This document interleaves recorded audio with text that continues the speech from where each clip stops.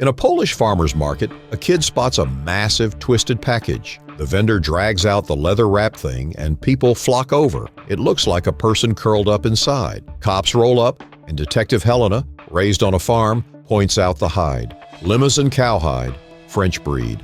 After snapping pics, she yells, "Open it!" Inside, a dead guy. Scum burned into his stomach. Forensics later confirm the guy got shot up with sedatives first, then branded before they stuffed him alive into that cowhide. Under the scorching sun, the leather shrank like a goddamn vice, crushing him till his insides bled out and he suffocated. Helena tracks the hide by its brand to a slaughterhouse. When they roll up, workers ID the Vic from a photo. He's the manager. Helena questions the workers, and they reveal the manager was a cruel man. He enforced a harsh rule: no bathroom breaks during the 14-hour workday, so everyone had to wear diapers. Anyone who protested was locked in the freezer for hours or forced to drink 5 liters of water before a 12-hour shift. With such mistreatment, the list of potential suspects is endless. Suddenly, Helena gets an emergency call. A panicked racehorse is rampaging through the city, crashing into cars and blocking traffic. Arriving on scene, she sees it's a thoroughbred.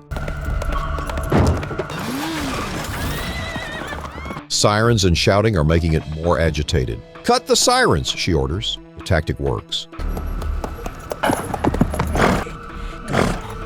She quickly calms the horse, earning cheers from the crowd. But just as the chaos settles, her radio crackles. "Partner here! Another horse in the park and 4 officers are injured." A scream pierces the air. Helena spins to see the racehorse dragging a thick rope. Following it, she stumbles on a horrifying scene. Another corpse. Predator, branded across its stomach. The mark matches the first victim. This is a serial killing spree. Realizing the stakes, Helena sprints to her partner's location, but it's too late. The horse trampled his head and officers shot the animal.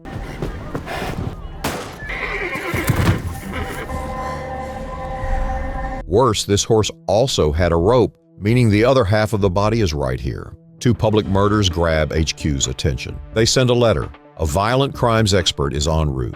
Helena expects a by-the-book bureaucrat, but Magda steps off the train demanding to go straight to the crime scene. There, she reconstructs the killing from fragmentary evidence.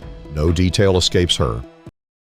This killer is crafty. He positions 2 horses on opposite sides of a building, tying the victim's hands and feet to ropes attached to the animals. Homemade bombs are strapped to the horses' backs. Once set up, the killer calls 2 phones simultaneously. Boom.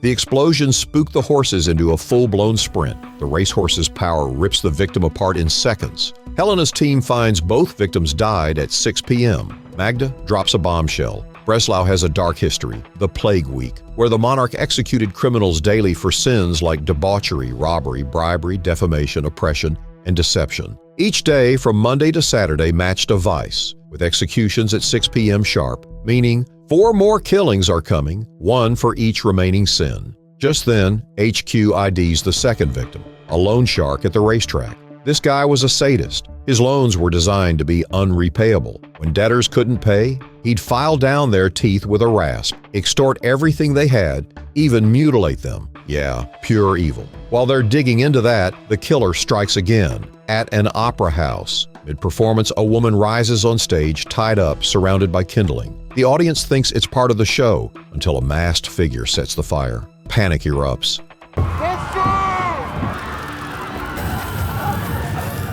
Right then, the wall clock strikes 6 p.m. The audience panics and scatters, but the killer stands nearby, silently admiring their handiwork. Helena races to the scene, calling Magda en route. At the opera house, witnesses say the killer fled backstage. Helena draws her gun and charges in, only to find Magda already searching. Nothing else? Zip. Even wilder, the fire self-extinguishes. Turns out, the killer doused the woman in gasoline but sprinkled fireproof powder in a ring around her. The flames could only consume her. No spread, no escape. Logically, someone burning alive would scream for help, but the scene is dead silent, no sound at all. When the medical examiner lifts the woman's neck, holy shit, her vocal cords are burned beyond recognition. The victim is the finance minister. She turned a blind eye to corporate crimes and illegal profits. This time, corruption is branded on her forehead. The next afternoon, Helena reports to the station and gets blindsided. HQ never sent a violent crimes expert.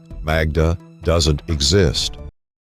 Then Helena connects the dots. In the opera house's sealed backstage, how could the killer vanish? Magda is the killer. She played Helena from the start. Helena's phone rings. Magda's voice, "Get away from the windows, get down." It's 6 p.m. sharp. Helena yells orders just as a metal wheel smashes through the glass, dragging a twisted corpse, the body's branded slanderer. Investigators later find Magda tipped herself off, which means this is all her game. More kills are coming. Using Magda's psychological profile, Helena finally uncovers her real identity. Magda was the CIA's former deputy director until she got fired in 2003. And the latest victim? The CIA director who graduated with her. After iding Magda, they trace her current address.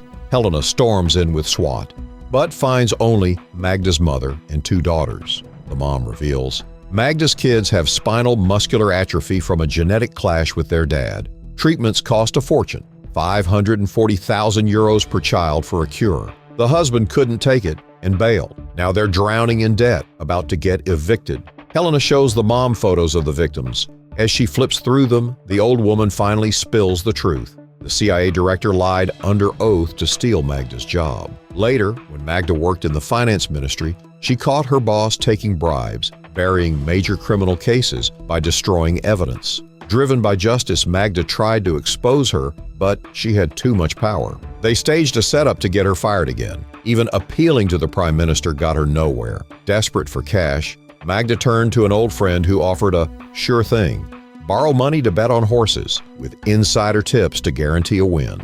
They'd known each other since police academy, so she trusted him. But it was a scam.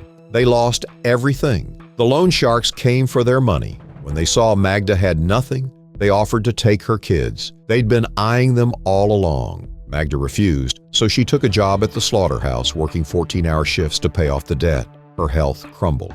As Magda's mom tells this, she's in tears.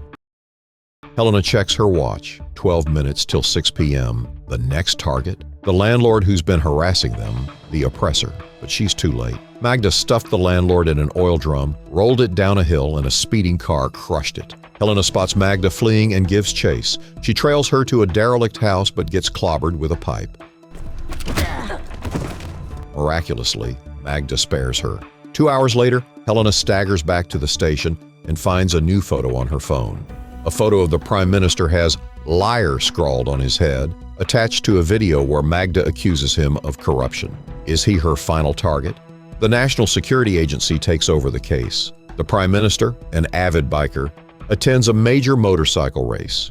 Tradition, the champion gifts him a golden helmet. As he puts it on, he finds a severed head inside. Magda's. A USB drive is in her mouth. Journalists anonymously receive identical drives. Who killed Magda? And who helped her pull off the final act? Sitting roadside, Helena recalls, after knocking her out, Magda tied Helena up and ranted about the people she killed, those who destroyed her family but escaped justice. She'd planned an exit strategy, a high-value life insurance policy to fund her kids' treatments and housing. She needed Helena to play her final role, because Magda had been tracking Helena for a year. Helena's fiancé died in a car crash. The drunk driver, a councilman who used power and dirty tricks to walk free. Magda knew, sharing this trauma, Helena would help. Without warning, Magda drops her head into a guillotine. She won her bet. Helena plays along. In the final scene, Helena breaks into the councilman's home and executes him with a gun.